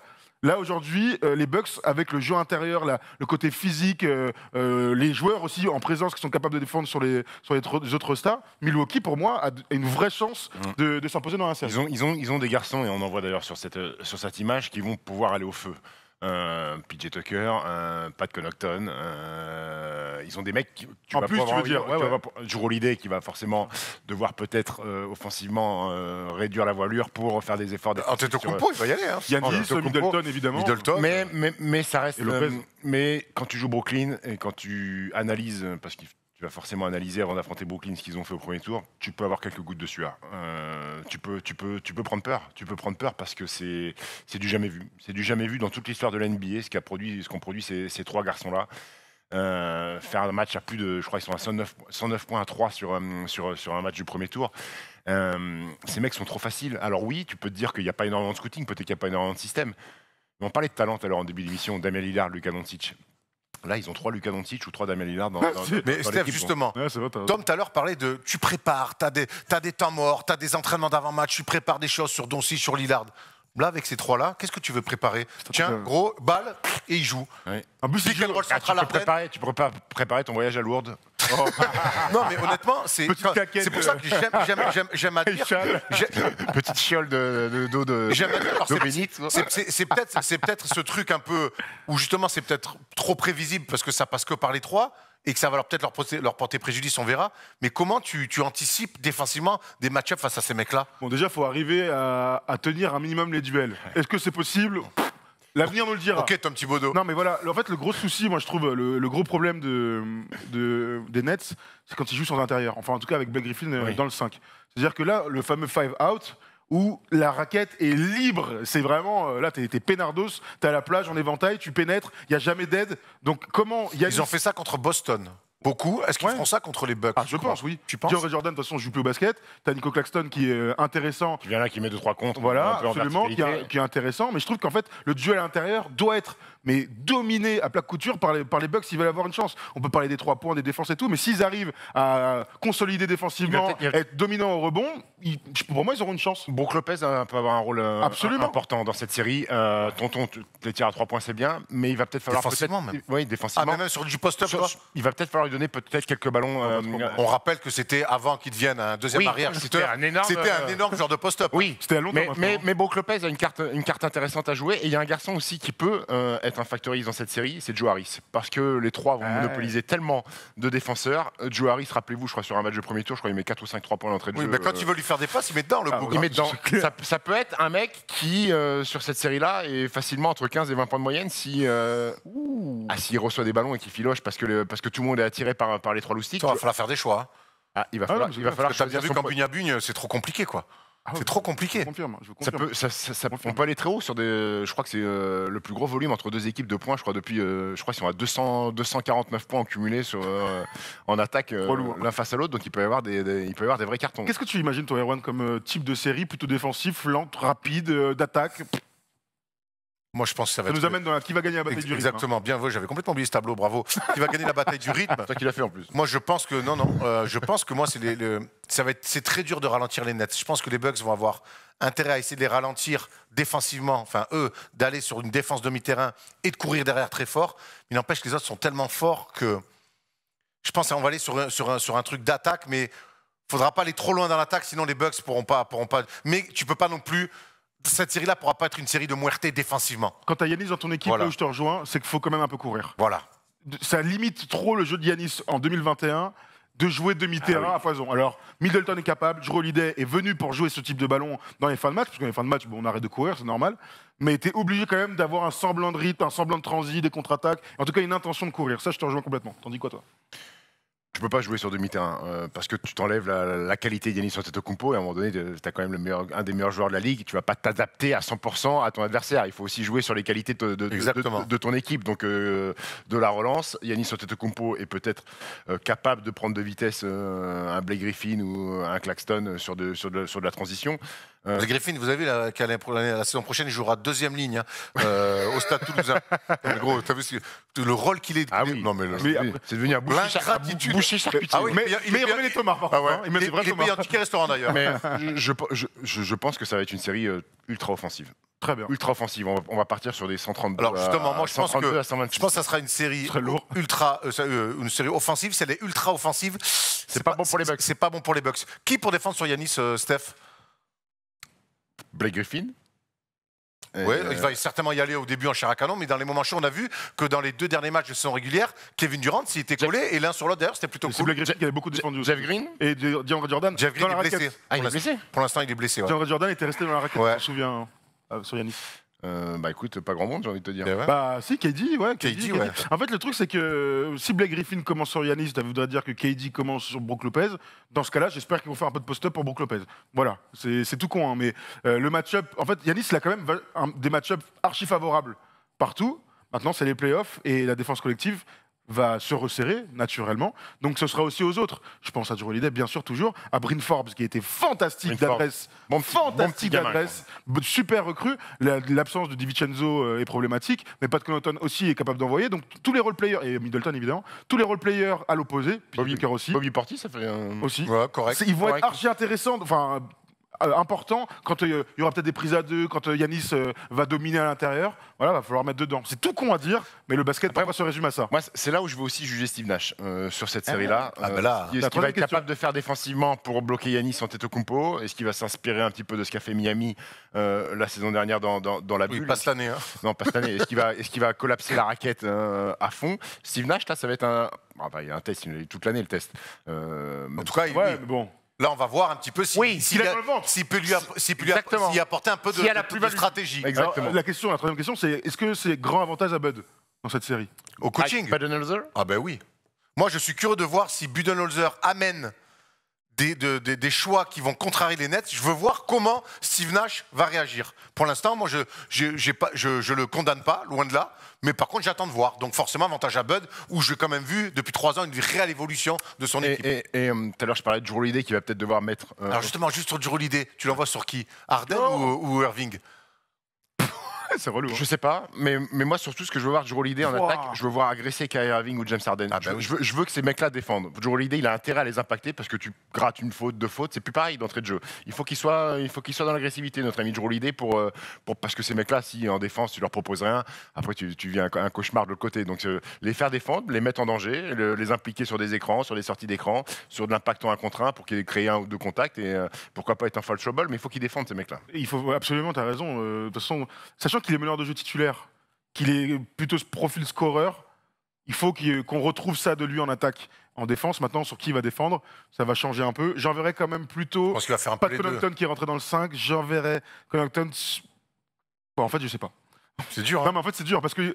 Ouais, gros, C'est dur, c'est dur. Non, franchement, Moi, c'est je vais te dur. dire. ça un pile ou face. Moi, je te dis. Non, non. Juste avant le match. Hein. Putain. Ouais, Moi, ouais, je commencerai avec quand même Drew Holiday sur Harden parce qu'il prend des pick and roll centrales et tout. Et là-dessus, le profil de défenseur de Holiday me va mieux. Et Connaughton, je le mettrais vraiment off-ball, en strict sur Kyrie. Parce que n'oublie pas que tu peux aussi mettre Middleton. Middleton aussi. Sur mais Harden. tout de suite, Ouais, et Middleton, je le sur mettrais. Joe Harris. Middleton, Tu je veux caches. dire- Middleton, C'est pas le genre de Middleton, hein. Je sais, mais Middleton, justement, je veux qu'il mette des paniers de l'autre côté et je veux le garder frais un peu sur des missions défensives sur la fin. Plus sur la fin. Si d'entrée tu mets Middleton des deux côtés du terrain, Donc on part sur un Yanis KD dès le début. voilà. Ça commence Coquino. quand Ça commence quand ça C'est l'info Ça commence. pas ce soir, demain non, soir non, c'est demain soir, je crois. Attends, je vais regarder En comment fait, dire à Marseille. les demi-finales commencent avant que Oui, il y ait souvent, ça arrive. des premiers tours Bah, qui soient pas finis. Quand il y a le premier et le deuxième tour, ça arrive que D'accord, ok. il y a Ouais, une mais- série qui démarre et puis hop, il y a une autre série, un match 7. Je crois que c'est. Ah non, c'est ce soir. Ah, tu vois, C'est c'est bien.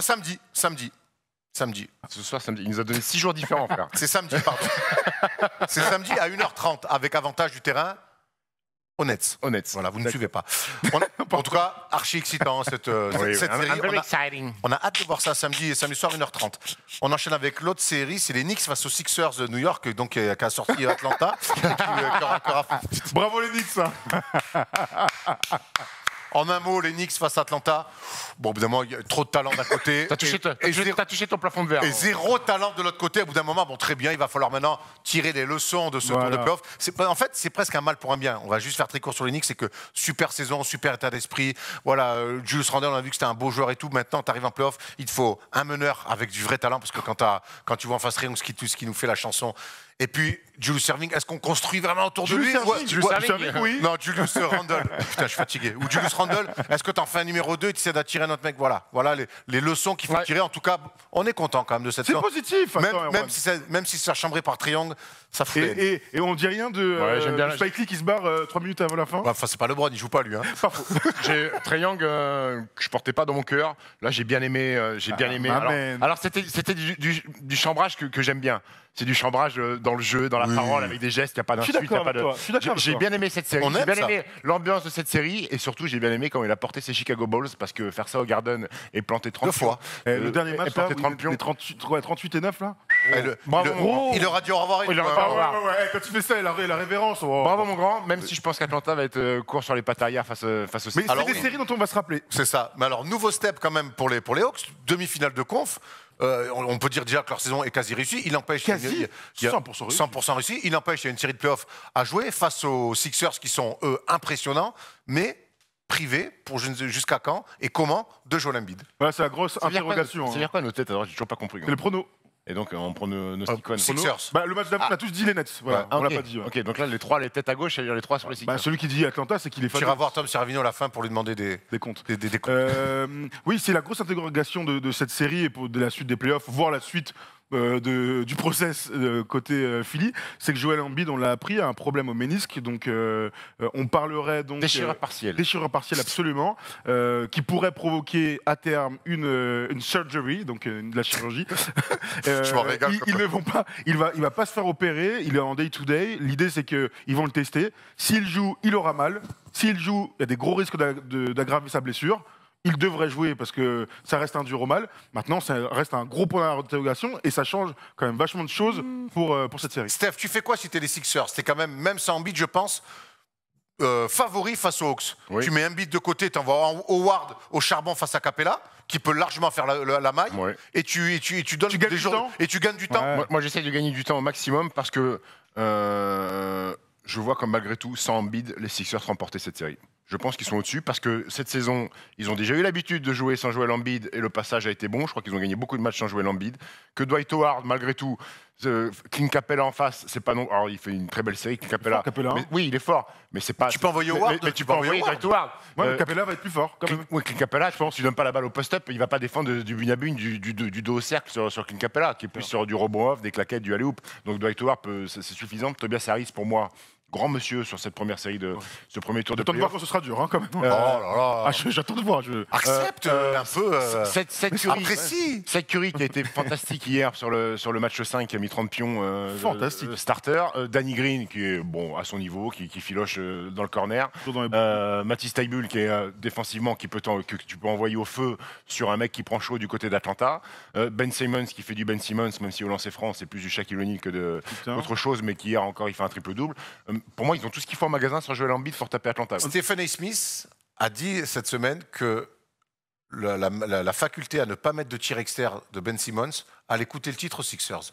Alors, il l'a fait à sa manière, toujours très, très théâtrale et de manière très radicale. C'est baby Stephen A. Smith ou Stephen A. Smith? Est-ce que vous partagez cet avis? Oui, moi, c'est ma théorie depuis 2 ans. C'est vrai. C'est ma théorie depuis 2 ans. Donc, il peut avoir la même théorie avec Giannis Antetokounmpo.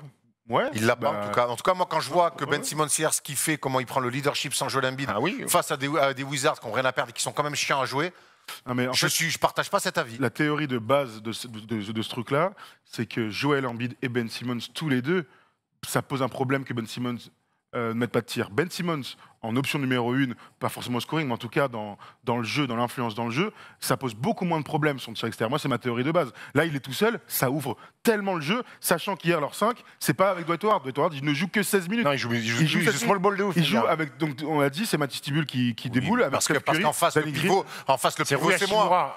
C'est moi le pivot en face, donc normal.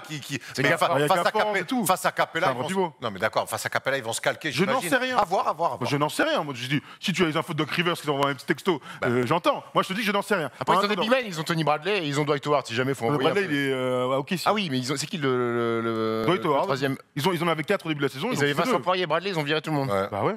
Là, je regarde en même temps, pour être sûr, oui, c'est ça, ils ont viré tout le monde. Donc voilà, on en reparlera du problème de Ben Simmons. En tout cas, là où je te rejoins complètement, Steph, c'est que premier match, tu joues sans Joel Embiid, tu vas pas le risquer à se répéter. Tu vois ce qui se passe. Si tu gagnes, match 2, tu fais pas jouer Joel Embiid. Voilà, si tu gagnes, match 3, tu fais pas jouer Embiid. Si tu gagnes, match 4, tu fais pas jouer. Et si t'es champion, bah. Non, mais c'est vrai. Alors après, attention, je pense que les Hawks, ils sont complètement décomplexés. Et on l'a vu, que c'était une équipe de vrais talentueux, avec un triangle notamment qui a peur de rien. Il n'empêche que moi, je suis les Sixers, j'essaie de gagner un maximum de temps avec un beat, quitte à prendre de risques. Parce que c'est un risque à prendre. Tu perds le premier à domicile, ça veut dire tout de suite tu perds l'avantage du terrain. C'est possible qu'il y ait ce genre de choses. Mais la question qu'on se pose, c'est est-ce que Ben Simmons va-t-il éteindre Triangle? Une fois de plus, je pense qu'on n'éteint pas des joueurs de... Il a plusieurs ampoules. Là, je pense qu'on n'éteint pas des joueurs de talent comme ça. Il n'empêche que là, il va lui... C'est déjà arrivé dans l'histoire. Je pense que là, il va lui mettre... Il va jouer un profil différent. Il va lui mettre un défi physique que New York n'a pas pu lui mettre. Non. Ça va être un profil différent. Triangle va avoir un mec déjà en face de lui, il va pas avoir le cercle parce qu'il est tellement grand, Ben Simmons. Et surtout, Ben Simmons de l'autre côté va aussi impacter Triangle. C'est dans le cas où ils sont en match-up direct. Oui. Je pense que Triangle ne défendra jamais sur Ben Simmons pour le coup. Ils vont envoyer qui? Je pense que ça va plutôt être John Collins ou même Capella, tu vois, dans un small ball. Je pense quand même que c'est vraiment dans l'idée, parce que vous avez raison de dire que Trae Young est un joueur extraordinaire et qu'on n'éteint pas ces joueurs-là. Moi, j'ai déjà vu des mecs très très forts du niveau de Trae Young, c'est-à-dire que c'est pas encore... Quand je dis éteindre, c'est que des fois le mot éteindre, ça veut dire genre il met 0, il va pas... C'est le pourcentage, mauvais pourcentage. Tu peux le réduire drastiquement. Si Trae Young est à 15 points de moyenne avec des petits pourcentages, et on a déjà vu des meneurs de jeu de son niveau, je pense à Kyle Lowry, des mecs comme ça, qui étaient installés, All-Star et tout, avoir leur stade de playoff chuté, et ben on pourra dire que Ben Simmons et plus globalement surtout les Sixers auront éteint. Oui, t'as raison, c'est volontaire. On aime ça, Erwan. On aime. Volontairement corrosif. Exactement.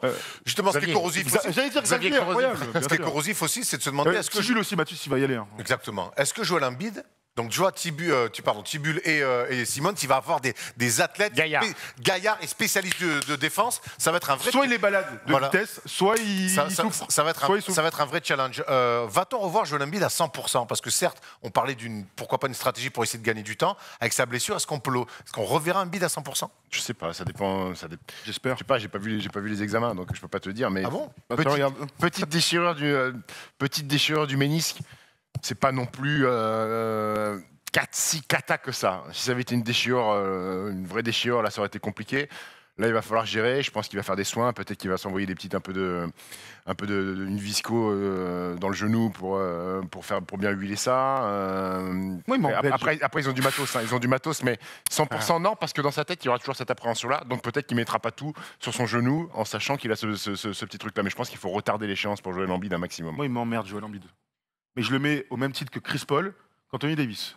Oh. Ils sont tout le temps pétés, les mecs. Ah, Steph, on peut Ils sont l'entendre, ça. tout le temps pétés. Et je trouve qu'on ne met pas assez en lumière les mecs qui restent en bonne santé, en mais fait. t'as vu le gabarit du Lustig? Mais c'est un joueur de basket, gros, au bout d'un moment. Shaq. Blessé, pas blessé, gros. Y a Moi, je vois blessé. Olajuwon, Il a Shaq mal et au tout, bide. Il a mal au bide il y a 2 ans. Joël, tu sais, il y a toujours un truc. En fait, c'est de la Soit à 100%, mon pote. c'est de la frustration, ce que nous dit Tom. C'est pas, évidemment, tu peux pas tirer sur un mec qui est blessé.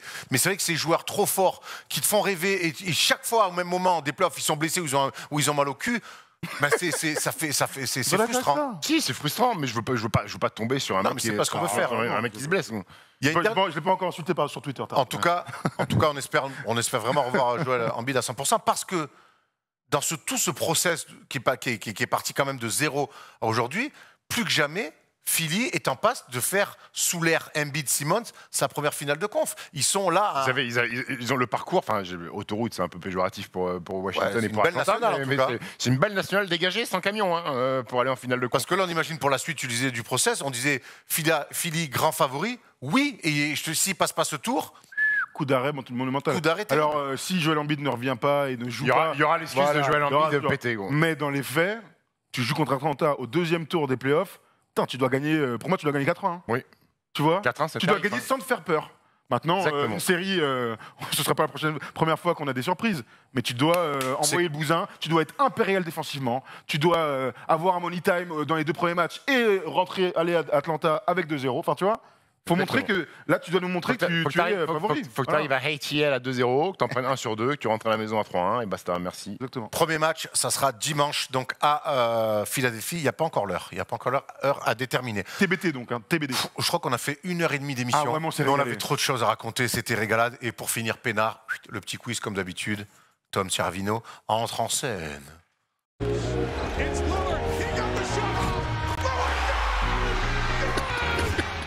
Allez, qui dit fin d'émission dit quiz. Et aujourd'hui, je suis très heureux. Je suis très heureux parce que quand il y a Stephen, c'est souvent des très bons quiz. Ouais, toi, t'es très heureux, mais là, je viens d'apprendre un truc. Apparemment, ma fille est promise à Liam.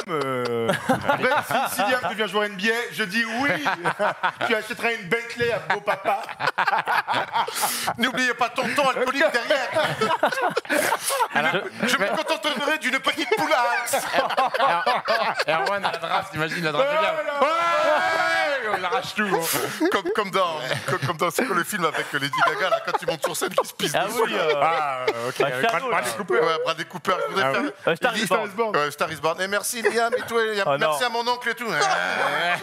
Avec une bouteille d'Annecy. C'est pas vrai. Je serais pas comme ça, je serais affûté et je serais bravo et tout. Arrêtez un peu. Qu'est-ce que c'est que cette image qu'on me donne là? Enfin.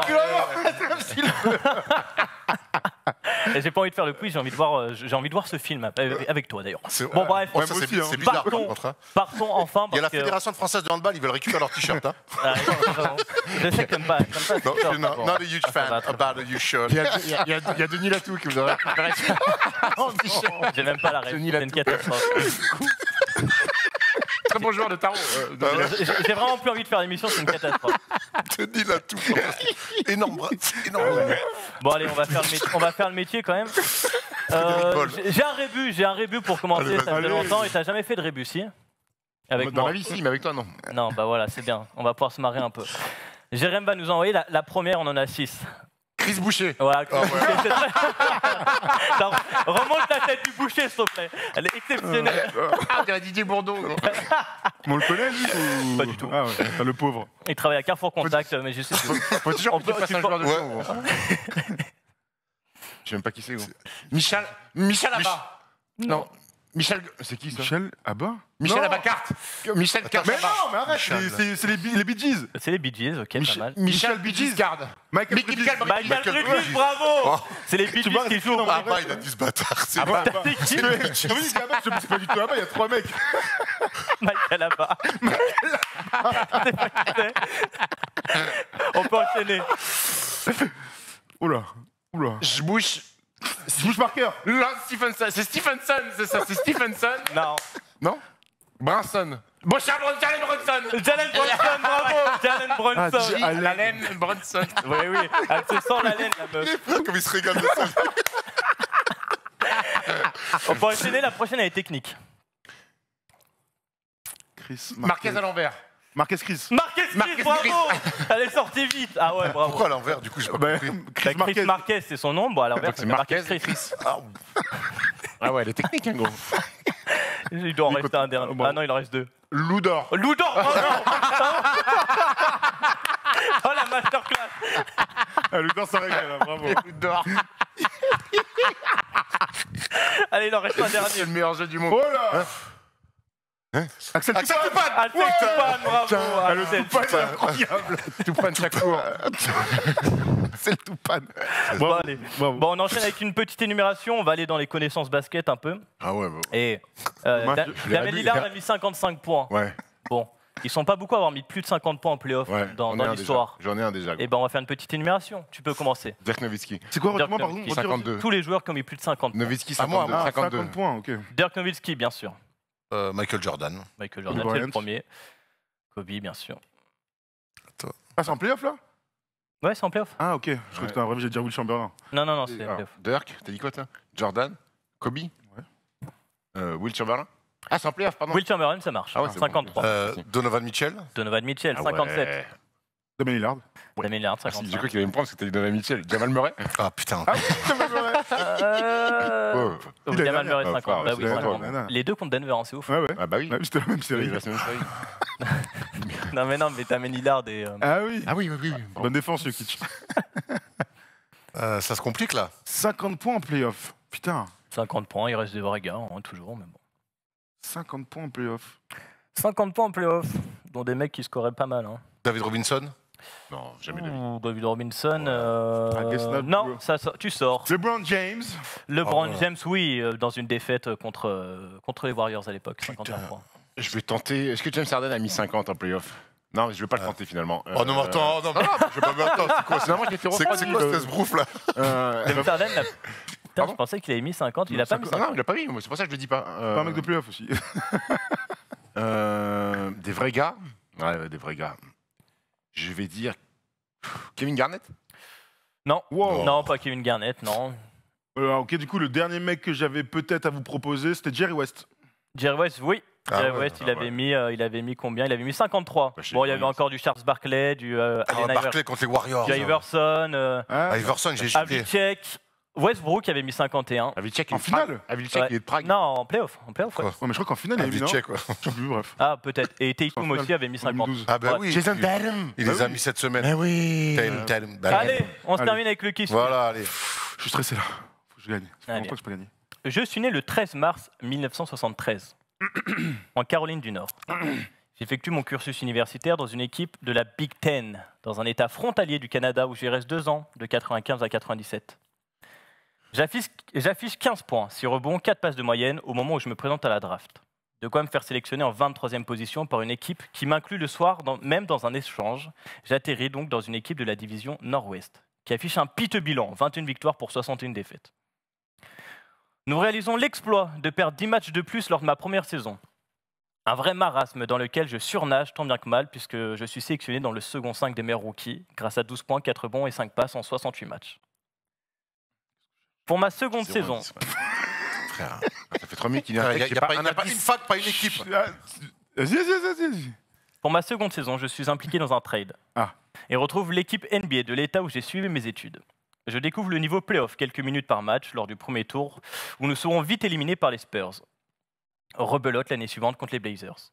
J'affiche 3 points et une passe de moyenne sur mes 7 premières rencontres de playoff, rien de fou, mais ma carrière va commencer à réellement prendre son envol. Septembre 2000, direction la côte Pacifique, dans une équipe où je vais rester 5 on, a saisons. on a encore de Joe ici ou- Frère, ouais. Frontalier au Canada, la Coupe Pacifique. C'est vraiment déraché, mais tu allez continue, vas-y. Attends. Écoute pas, il est super. Vous voulez que je vous donne l'équipe? Non, je ne vais non, pas non, vous donner non, l'équipe. continue. Ce serait beaucoup trop simple. Continue. Vous m'avez fait perdre mon truc. Alors, septembre 2000, direction la côte Pacifique. Je vais rester 5 saisons au cours desquelles j'accède à chaque fois aux playoffs. Je monte en puissance dans cette équipe généreuse en Showtime, n'en déplaise à certains. Et je finis par m'imposer au bout de 2 saisons comme un 6e homme de luxe. Mike Bibby. Non. Véritable pétard ambulant. Lors de la saison 2002-2003, je remporte d'ailleurs ce Oh, trophée. je l'ai. moi Bo aussi. Jackson. Bobby Jackson, bravo. Jackson. Et oui, ça sort ici.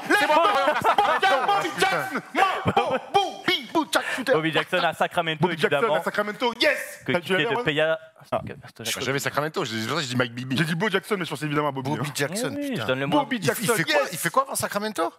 Il fait quoi Il a avant porté- ça Seattle, Portland. Il fait Denver, Minnesota, Sacramento.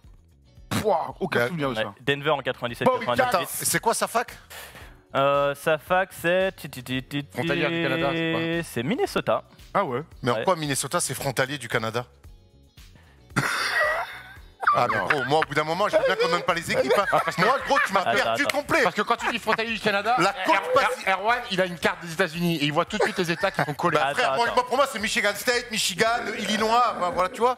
Attends, Moi, je attends, trouve que c'était un très très bon quiz. Oh, bah, Non, d'accord. non, mais je vérifie. Parce que. Attends.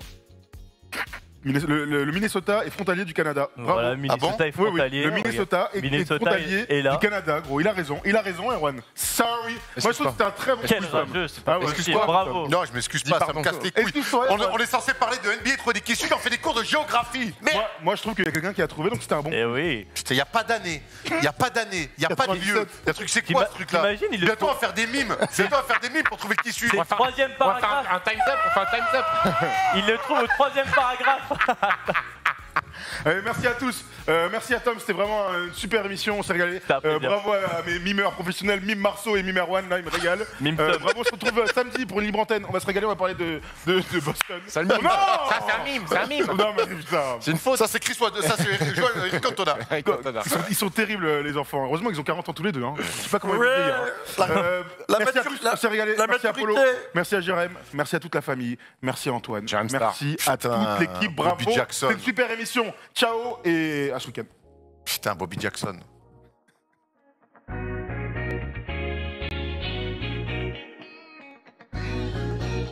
We want to show you something. We want